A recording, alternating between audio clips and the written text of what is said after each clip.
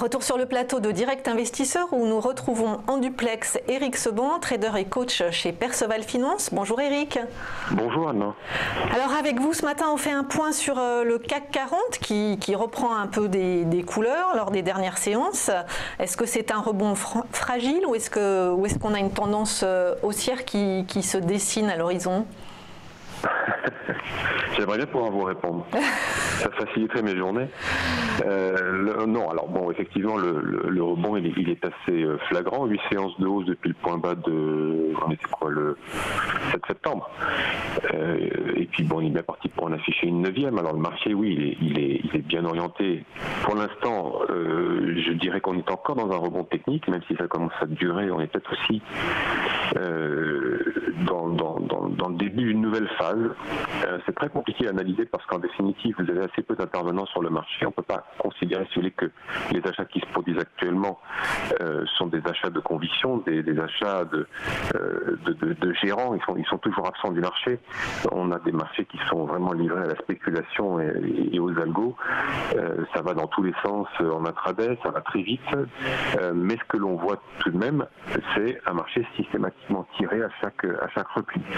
Donc ce n'est pas un marché qui est simple à travailler parce que pour le moment, on ne peut pas définir une tendance haussière. C'est-à-dire que moi, je ne peux pas être acheteur dans un marché comme celui-ci.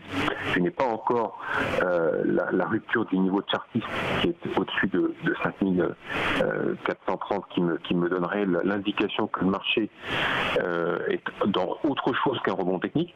Donc je suis malheureusement, je dis malheureusement parce que c'est pas facile à travailler avec un biais vendeur qui tend à se neutraliser parce que la situation dure et le marché continue de monter. Donc il y a un moment où forcément je passe de vendeur à d'autres, on n'est pas très loin. Et travailler dans ce marché, en effet, oui, alors ça ne m'empêche pas de faire des écarts, mais sincèrement, je suis pas dans la plus grande sérénité. Quand je vois encore ce qui s'est passé hier après-midi, on se dit, bon ok, heureusement que je suis pas dedans, parce que ça traîné par les algos sur 40 points, c'est jamais agréable.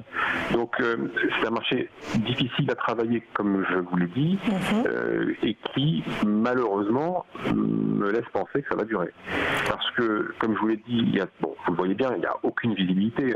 Tout le monde est suspendu à Twitter. Donc, pour l'instant, vous n'avez pas des gérants qui sont très actifs. Ils font rien du tout. Ils n'ont aucune visibilité. Alors, si vous voulez, vous ne pouvez pas baser les stratégies de cette manière-là.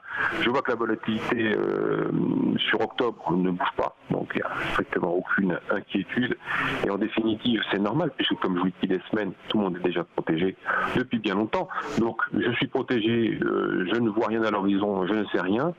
Pendant ce temps-là, le marché, oui, lui, il est livré aux algos. Et comme rien à l'horizon ne peut me laisser penser que la situation, le contexte va changer, malheureusement, je pense qu'en effet, rien ne va se modifier profondément.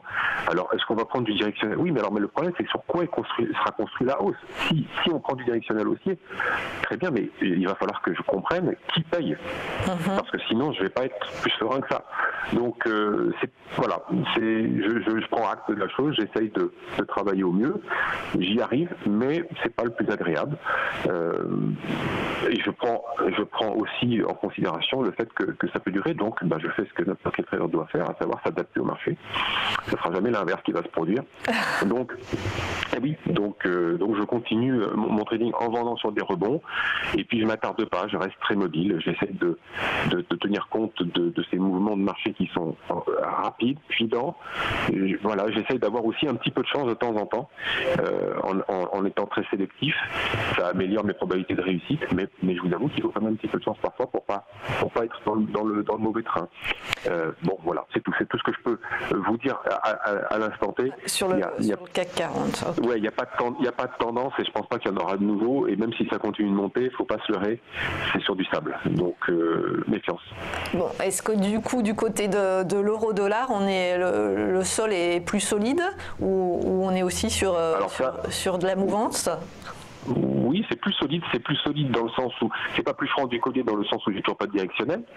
On a toujours cette épaule tête épaule qui tient. Alors à chaque fois qu'on se rapproche de 1,1750, eh bien on repart en arrière. Il manque quelque chose pour casser ce plafond. C'est évident qu'à partir du moment, c'est la ligne de coup de cette épaule que vous voyez. La deuxième épaule est toujours là. C'est une figure de retournement. On est en bas, tout est parfait. Après donc une tendance baissière qui a bien duré. Donc sur le plan de Chartis, la construction est tout à fait propre. Sur le plan technique, les choses sont mises en place. Maintenant, il faut aussi que on ait le signal de Chartis qui va être la rupture de cette ligne de coup. Alors, 1,1750, 1,1850, les avis sont partagés sur la question pour déterminer à quel moment ça va déclencher.